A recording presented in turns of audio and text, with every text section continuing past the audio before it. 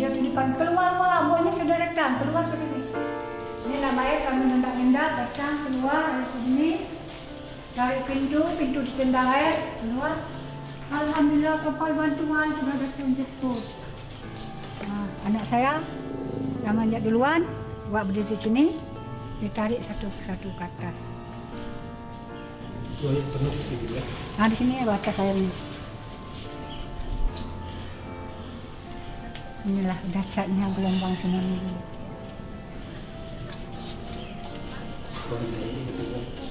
Nah, itu tadi. Nah, ini juga lihat. Nah, inilah gambar-gambar dulu deh. Ini yang aneh nih, nah. Yang punya rumah ini rumahnya seberang, Bang Sungat. Yang punya rumah ini dulu lari pakai mobil, meninggal semua di gulung gelombang. Orang lain ke rumah dia selamat. Ini mayat semua. Selepas tsunami kayak gini lah, ini seminggu belum diambil. Telanjang semua orang sudah. Ini masih ulele 50 meter dengan laut.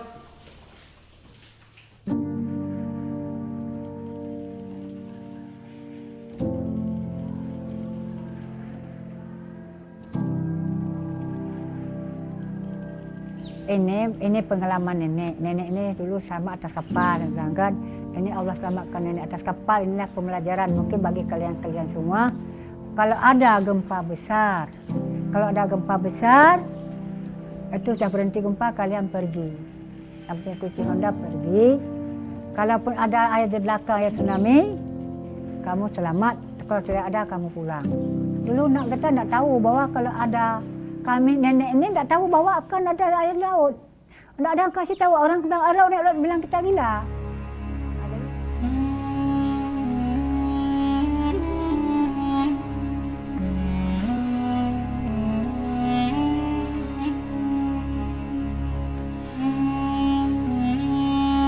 Sebab jika pada bulan Rajab gempa pada ketika subuh, alamat isi negeri itu sakit padanya. Jika pada ketika duha, alamat air laut akan keras padanya. Dalam kajian naskah atau filologi di Aceh, terdapat puluhan naskah gempa yang sudah ditemukan. Naskah-naskah tersebut ada yang sifatnya takbir gempa dan catatan-catatan peristiwa kapan gempa itu terjadi. Misalnya, naskah-naskah yang tersimpan dalam koleksi Dayah Tanah Abe itu mencatat kapan peristiwa gempa terjadi. Kemudian dalam naskah koleksi Museum Negeri Aceh, Museum Ali Hashimi dan koleksi para kolektor seperti Tirmizi Hamid dan juga koleksi Pedir Museum juga terdapat banyak naskah-naskah gempa yang berisi tentang takbir gempa ataupun dapat dilihat seperti mitigasi bencana alam. Jadi dalam koleksi Pedir Museum ini kita mempunyai 12 salinan naskah gempa.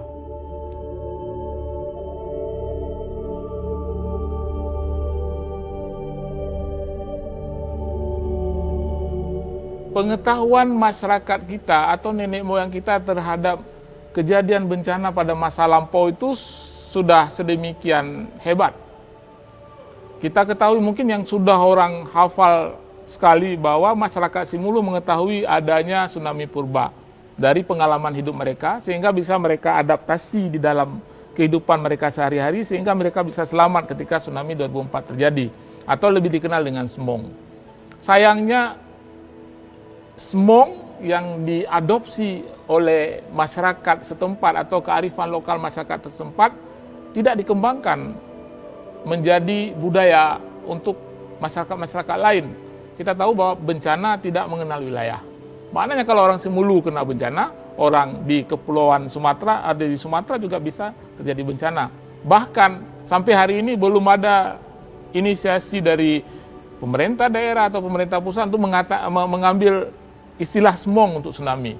Jadi kalau selamanya dipakai kata tsunami itu sepertinya sesuatu yang datang dari luar. Tapi kalau kita pakai Semong jadi sesuatu yang dari dalam, itu penghargaan. Tapi di Banda Aceh, di Aceh Besar, di Aceh Barat, itu juga terdapat catatan-catatan kuno atau dokumen-dokumen kuno atau manuskrip-manuskrip kuno yang menuliskan tentang Ibuna, yaitu kejadian gempa bumi yang diikuti dengan air yang naik dari laut. Artinya orang Aceh sudah tahu dari dulu bahwa pernah terjadi gempa dan tsunami di wilayah Aceh. Ini bukan hanya saja di Banda Aceh, tetapi juga di Singkil. Masyarakat Singkil mengetahui ada bencana Galoro yang menceritakan tentang kejadian tsunami pada masa itu juga.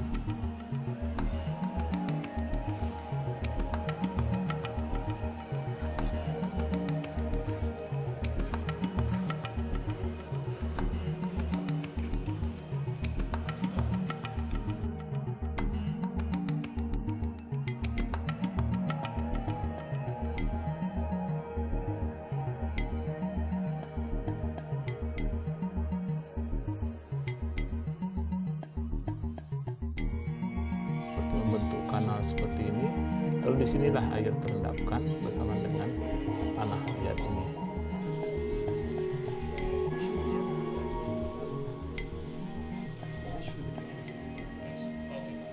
Begitu saya pulang selesai kuliah dari S3, kemari saya sempat melakukan beberapa kegiatan penelitian terkait dengan eksplorasi panas bumi, termasuk sampai hari ini sebenarnya.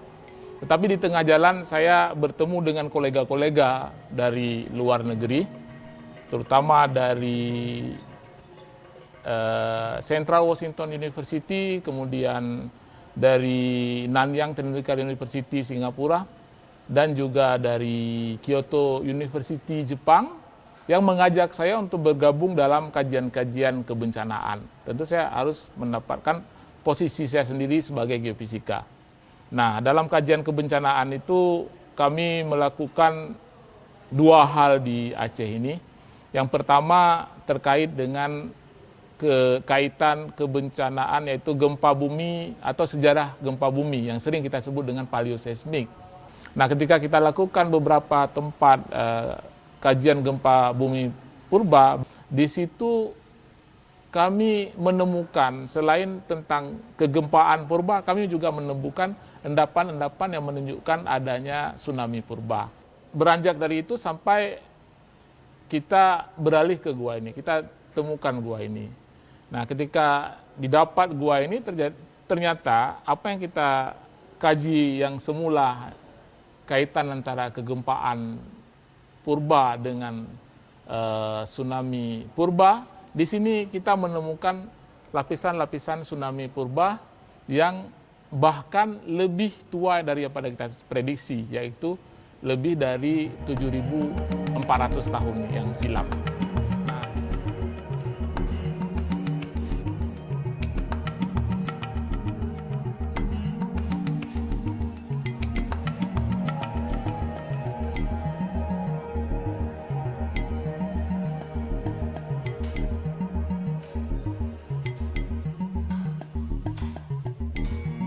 We came here because we were looking for a record of tsunamis that went back hundreds and hundreds and thousands of years, so we could see how often tsunamis like the 2004 tsunami happened.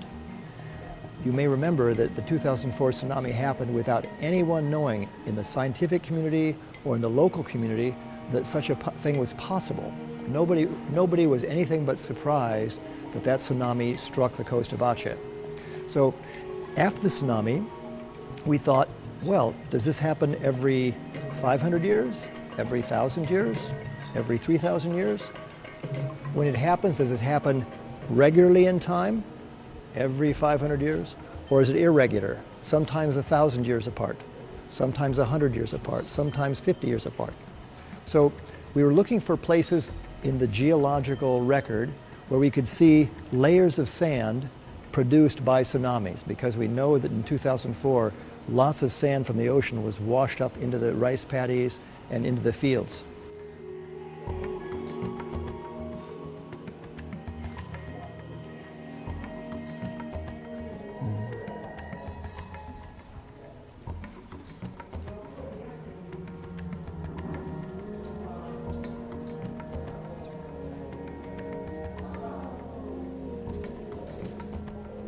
Ini yang 2004, kemudian ini yang sebelumnya sampai ke yang ini yang 6.500 tahun yang silam.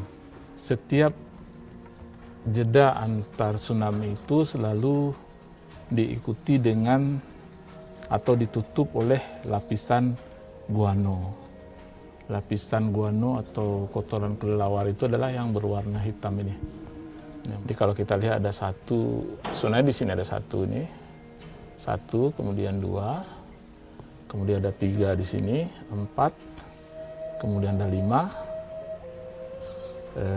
enam seharusnya di sekitar sini. Kalau kita tengok di sini ada, di sini hilang, ini ada enam, kemudian ada tujuh lapisan guano, kemudian ada di sini delapan, kemudian ada 9, terus ada di bawah sini yang 10, ini tidak terlalu nampak di sini.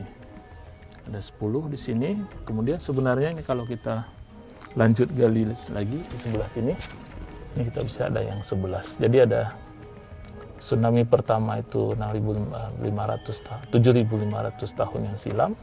Nah, ini jadi pemisah antara satu tsunami dengan tsunami lain adalah lapisan guano ini.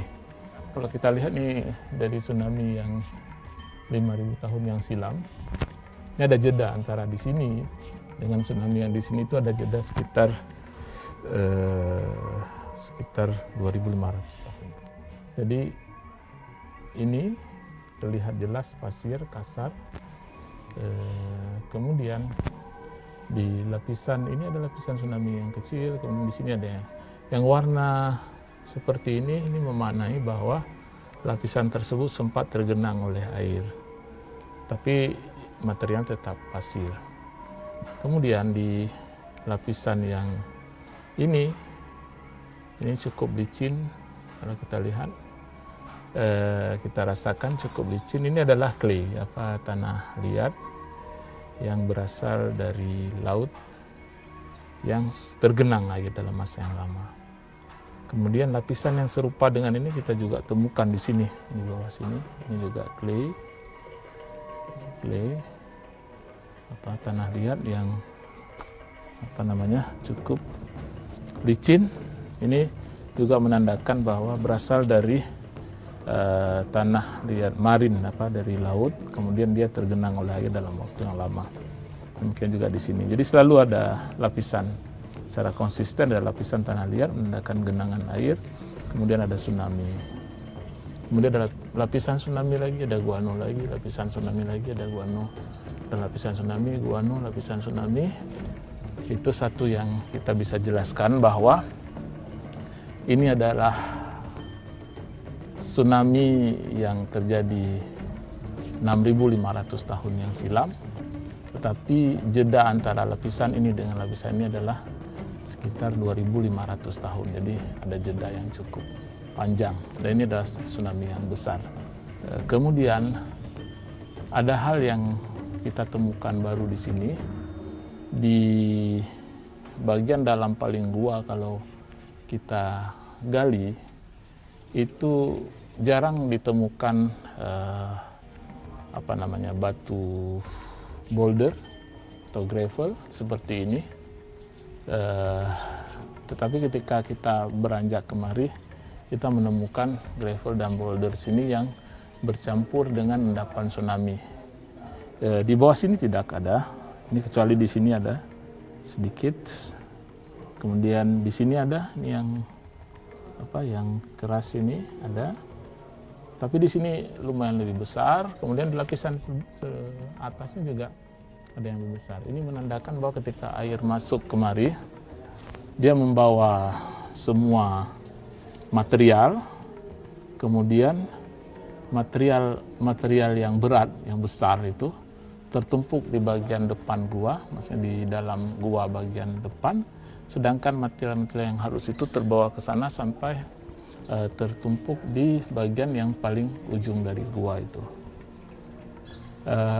Kemudian perbedaan antara lapisan tanah liat dengan pasir tsunami itu juga menandakan ada air. Kalau kita teliti lebih dalam di sini, dari butiran-butiran pasirnya kita bisa tahu bahwa ada yang tanah duluan masuk, endapan yang duluan masuk ke dalam bersamaan dengan tsunami datang, kemudian menghantam dinding gua sebelah sana, kemudian baru dia tertumpuk balik di sini. Jadi ada nampak arus yang datang dan yang balik sesudah tsunami terjadi.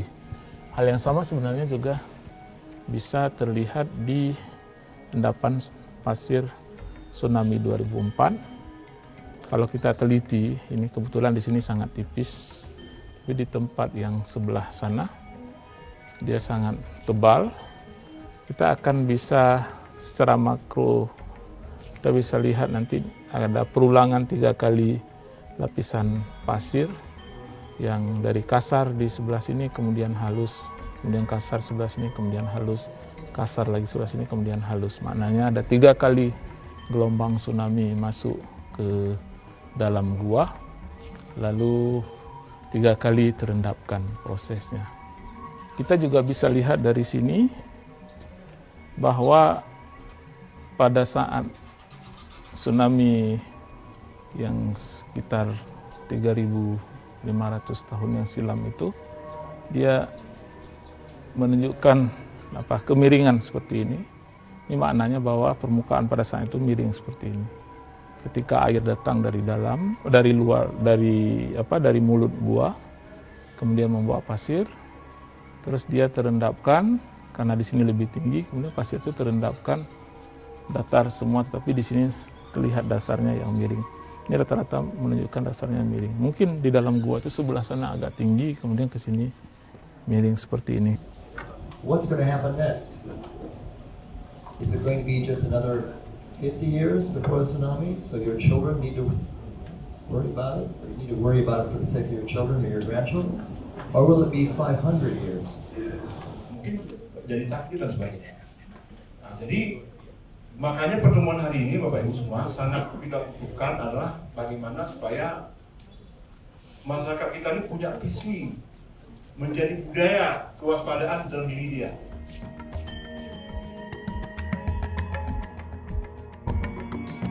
Di awal-awal pekerjaan kita, baik menentukan kejadian tsunami dan gempa bumi purba di sepanjang pantai Aceh Besar dan Banda Aceh, dan juga di dalam gua ini, itu sebelumnya jangankan di kalangan pemerintah atau masyarakat biasa, di kalangan akademik saja, kadang-kadang kita mendapatkan pertanyaan, misal, bagaimana cara menentukan bahwa itu lapisan tsunami 7.000 tahun yang silam itu? Memang pernah ada orang tahu sebelumnya. Nah, ini untuk menjelaskan ke kalangan akademik saja itu susah. Tapi perlahan kita dokumentasi dengan bagus. Di awal-awal kita juga kirim ke media-media dan itu dimuat di media, tetapi kan hanya menjadi semacam pengisi berita. Bukan istilahnya bukan berita utama, bukan berita yang menjadi perhatian bagi masyarakat. Lalu kapan itu menjadi perhatian masyarakat? Ketika itu kita publish di dunia internasional, di mana temuan yang ada di sini adalah sesuatu hal yang luar biasa. Kami pertama itu upaya kami adalah apa? Meyakinkan rektor. Ketika rektor yakin, ini starting point yang paling awal. Kami meyakinkan rektor, baik yang dari EOS maupun dari UNSIA, penelitian dari UNSIA, kami yakinkan rektor. Ini penemuan penting, Pak Rek. Lalu rektor membuat press release, konferensi press. Ketika rektor yang bicara, bukan saya yang bicara, maka itu menjadi penting. Nah, waktu itu rektor yang bicara, lalu muncul di media massa. Kalau saya yang bicara, siapa mendengar gitu kan? Jadi karena rektor yang bicara bahwa itu penting, sehingga pemerintah daerah pun lihat, oh rektor saja concern, kenapa kami tidak gitu kan? Puncaknya ketika kepala BNPB di pusat sana begitu concern datang kemari, nah ini menjadi puncak dari segalanya. Sekarang sudah booming di mana-mana bahwa gua ini penting. Tapi bagi saya bukan gua ini yang penting. Apa yang terdapat di dalam gua ini penting untuk dipelajari oleh semua orang. Bukan hanya sebagai peneliti, tapi juga sampai masyarakat awam sekalipun perlu tahu bahwa tsunami di sini berulang. Nah, rata-rata apa yang kami lakukan di pantai barat Aceh Besar ini adalah tsunami-tsunami yang berkaitan dengan kajian geologi. Kita temukan 2 buah tsunami purba yang terjadi sekitar 600 tahun yang lalu, kejadian sangat berdekatan. Kemudian itu terkoneksi dengan simpanan-simpanan arkeologis atau artefak-artefak arkeologis yang ada di sana. Di tempat-tempat lain juga kita lihat ada kaitannya dengan pecahan-pecahan keramik yang kita temukan di sana, ada kaitannya dengan batu-batu nisan yang kita temukan di sana dengan periode-periode masing-masing. Sehingga kita bisa simpulkan juga, ternyata bukan hanya kotoran kelelawar yang ada di sini yang bisa memberikan gambaran tentang tsunami, tetapi pecahan keramik yang nenek moyang kita buang dulu itu ternyata ingin mengingatkan kepada kita ada tsunami di sini nanti. Kemudian batu nisan yang sudah diukir susah payah oleh para pengukir batu nisan pada zaman dulu di Aceh sejak 800 tahun yang silam di Aceh, ternyata itu hanya ingin menunjukkan kepada kita bahwa nanti akan terekam tsunami di sini.